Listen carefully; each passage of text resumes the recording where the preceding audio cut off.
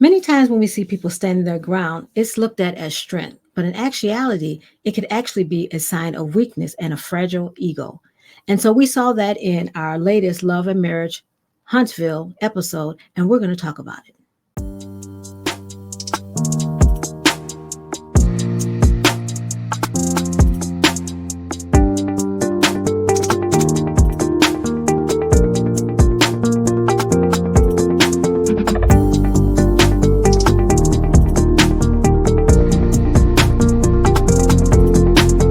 Thank you so much for joining my YouTube channel, Ask Lois the Relatable Therapist. My name is Lois Goodall, and this channel is all about promoting positive relationships, whether it's family relationships, whether it's friendships, whether it's on the job, wherever it is, promoting positive family relationships. And I get my inspiration from many sources, reality TV, current events, or anything that I see. And so before I continue, let me do my disclaimer. This video is protected by the Fair Use Act of 1976, copyright disclaimer under Section 107 of the Copyright Act 1976, and allowances is made for fair use for purposes such as criticism, comment, news reporting, scholarship, education, and research. And so I'm still talking about Love and Marriage Huntsville, and I'm talking about these two people, Martell and Melody. And so I want to go back to last week's episode. Last week's episode, Chris and Nell, they had taken the couple to Texas because they're trying to do some relationship building activities. They were having a real good time until Martell started talking once again about he wasn't the only one that cheated in the relationship. I don't know why he's still on this. I mean, they've exhausted talking about it, but the reason he continues to do this, and we might think, you know what, he's really strong to keep standing his ground, but it's really because he has a fragile ego. When a person has a fragile ego and a brittle self-esteem, they don't want to be wrong. And so they literally distort their perception of reality to protect their fragile ego by changing the facts in their mind so they no longer are culpable. And so here we see that Martell, he has changed the facts. He has changed reality of what really happened. What really happened was he stepped out and he cheated on Mel. She moved out and then she had a relationship. In his mind, that means she cheated also. A fragile ego can't admit that I was wrong. Let's just stop there. I was wrong, but he can't just be wrong. It has to be she was wrong also. So I wasn't the only one that was in the marriage that was cheating. And so she's trying to explain herself and say, no, that's not what happened. But in his mind, no, that's what happened because he has such a fragile ego. Now we're going to fast forward to this week's episode is when he decides, I think I want to sit down with Mel and talk about healthy co-parenting. First of all, he doesn't know how to healthy co-parent, but he wants to talk about her as having a healthy co-parenting relationship. So Mel, she says, okay, I'm going to hear what he's saying, but I already knew that it wasn't going to turn out well because he has a fragile ego. He's not going to admit anything. But she said, you know what? I'm going to try it. So she's sitting down and talking to him, and I'm just listening to the things that he's saying. And first of all, he's talking to her about, he's the father of her children. And so she should want what's best for everyone. And I'm thinking, isn't she the mother of your children? But we're going to let that pass for a minute. And so he starts talking to her about, I want peace. And she's just looking at him. And that's why I put this picture here, because she's looking at him as like, what do you mean you want peace? And he's saying, yeah, I wave the red flag, the white flag, and I want peace. And I'm just trying to do what's best for everybody. And she's like, you're constantly attacking me on social media.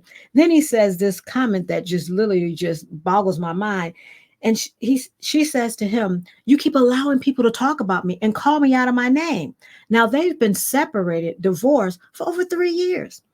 And he says to her, I can't control what anybody says. I can't control anybody.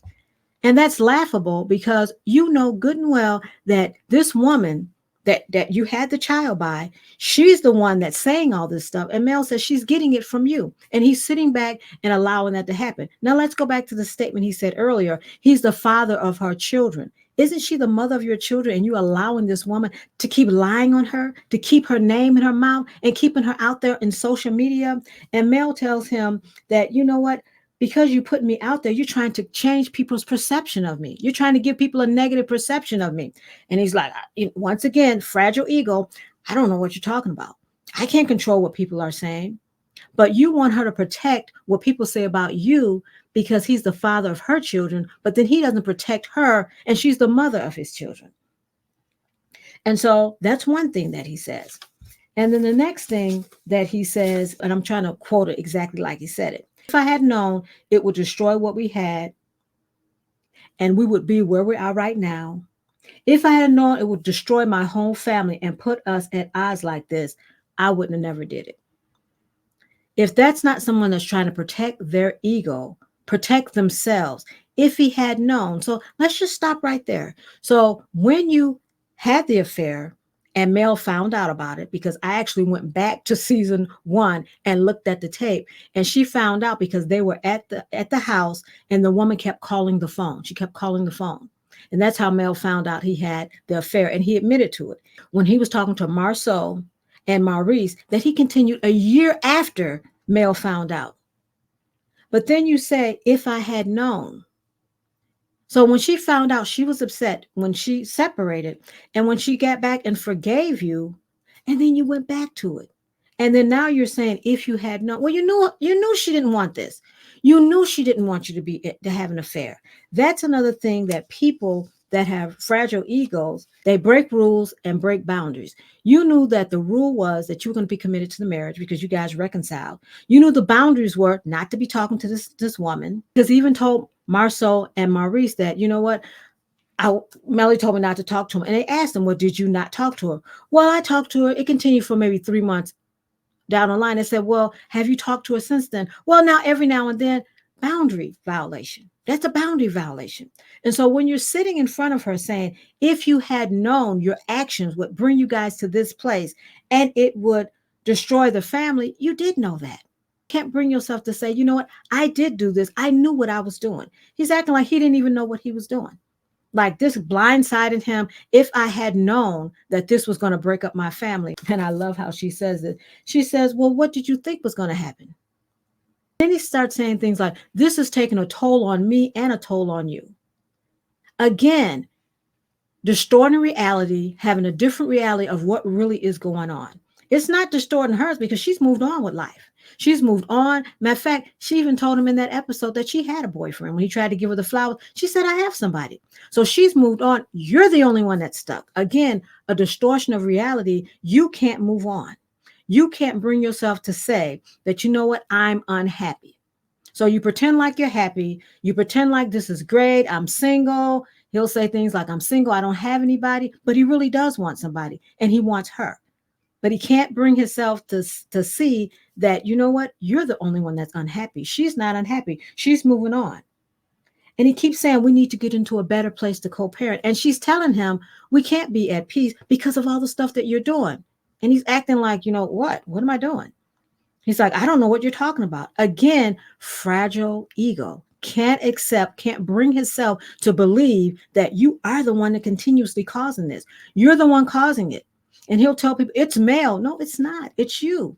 If you would stop the woman that you're with from calling, well, not calling her, if you would stop the woman from posting stuff on the internet, why are you so engrossed with her? Why are you so concerned with what's going on with her? Now, I did do a video that said that he had a right to move on with his life. And I wholeheartedly believe that. He has a right to move on and be happy. But he won't do that. He will not move on and be happy. He tells her, you're nitpicking and you're focusing on small things that happened long ago. Well, you keep doing this. And she tells him, you're continuously doing this. She went through her period of healing and she moved on. But you continue to talk about her. You continue to have this woman to have videos about her, can talk about her. And Melody tells, and he tells to Melody, you're being so difficult. And she says, no, I'm not being difficult. I'm being honest. She's being honest to say that you can't move on. You and this woman continue to talk about her. You just had this event, this couple's relationship, and you're still bringing up what happened. Still trying to make people believe she cheated. Still trying to tear down her character. Still trying to tear her down. Why? Because your character is torn down. Because you're the one that cheated. And you just can't move on. And so when I look at this, I said there are a lot of people that deal with this. They can't move on for whatever reason. And they continuously want to tear you down. And so if you have someone like that in your life, all you can do is what Melody does. She just ignores it. She doesn't give energy to it. She just moves on. Because the more energy you give to it, the more time you give to it, it's not going to resolve anything. You're thinking, you know what? If I have a conversation, it's going to resolve something. Well, you see, she's tried numerous times to sit down and talk to him about co-parenting at his suggestion, and it always ends the same. He wants to blame somebody. It's called cognitive distortion when they blaming everybody else and doesn't see what they have done. And for him, his ego is so fragile. He wants people to attack Mel. And he's actually said it. People have attacked me. Why aren't you attacking Mel? Why do you want people to attack her? Does that make you feel better if they attack her? It doesn't change what you did. You stepped out on your marriage first. You stepped out of your marriage first. And there's a domino effect. Actions have consequences. When you stepped out, she was free to make a choice. And the choice that she made was, I don't want to be with you anymore. He doesn't understand how to co-parent. Co-parenting doesn't mean that you have to have a great relationship with the ex. Some people, they just can't be in a good relationship. It's too volatile. It's not healthy. The only thing you're concerned about is the children. And so that's what I like that Melody does. She focuses on the children. What do the children need? He even was saying, we text each other. And she's like, no, we don't text each other. You're not going to put that out there. We don't text each other. She said, sometimes when you text, I don't even answer. If it's not about the kids, if you want some mess, I'm not even going to answer that. And so here we can see that Martell really does have a very fragile ego. And if, like I said, if you're in this situation, do exactly what Melody's doing. Just don't give any energy to it. Don't give any energy to it because you're not going to change them because it's a psychological issue and there's nothing that you can do about it. We've seen her for 6 seasons try to help him and he just can't help him. And so you just have to realize that some people you just can't help. It's his reality. He has to distort reality. And there are people out there, they distort reality because their ego is so fragile. They can't believe that they're wrong or they can't believe the truth. So they have to distort it and tear down your character and tear down who you are. And so if you are in that situation where, you're trying to deal with somebody and we know that they're called a narcissist and we know it's gaslighting, but why do they do it? They do it because they have a fragile ego. And so I got the ticker tape running. Go ahead and subscribe to this channel. Subscribe to this channel because this is what we talk about. We talk about how to encourage you to have positive relationships. And one way to have a positive relationship, sometimes you just got to ignore. And so sometimes you just got to just sit back and say, you know what? There's nothing I can do. I can't change your reality because your reality is just that. It's an alternate reality. And so you have to realize sometimes when you can't change people's perception. And if they have a perception that is really not based in the truth, there's nothing you can do because people don't want to believe that people have a right to move on.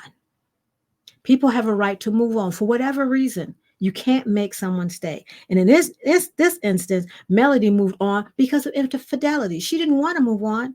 And you saw her. That's why I went back to the first episode. I saw her trying to ration out, trying to process.